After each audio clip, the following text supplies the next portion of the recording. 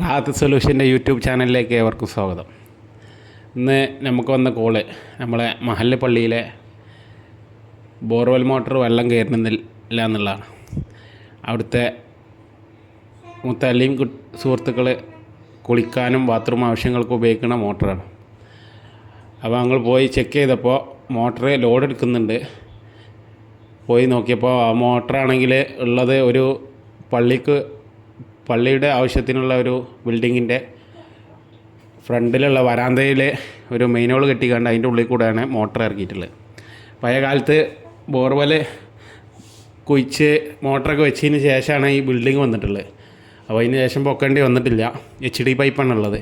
അങ്ങനെ നമ്മൾ പോയി ആദ്യം നമ്മളെ ഡ്രില്ല് മെഷീൻ ഉപയോഗിച്ചിട്ട് പുതിയ ഊക്കടിച്ചിട്ട് ആ ഊക്കിൽ കപ്പി കണക്ട് ചെയ്തിട്ട് അവിടുത്തെ മുത്തല്ലിം സുഹൃത്തുക്കളുടെയും അതേമാതിരി നാട്ടുകാരും കമ്മിറ്റി ഭാരവാഹികളുടെ സഹായത്തോടു കൂടി നമ്മളൊരു 400 അടി ഉണ്ടാവും. മെയിൻ റോഡായതുകൊണ്ട് തോന ആൾ വേണ്ടി വരും.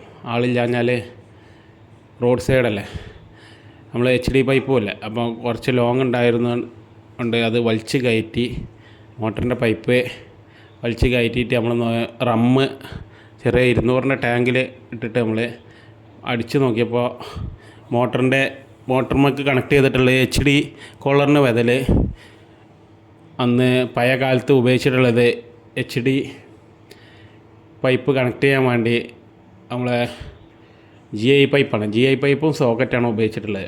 ഒരു അടി നീളത്തിലുള്ള GI പൈപ്പാണ്. അപ്പോൾ ആ GI പൈപ്പ് ദ്രവിച്ചിട്ട് ഒരു ഹോൾസ് വന്നിട്ട് വെള്ളം കിണറ്റിൽ തന്നെ പോവുകയാണ്.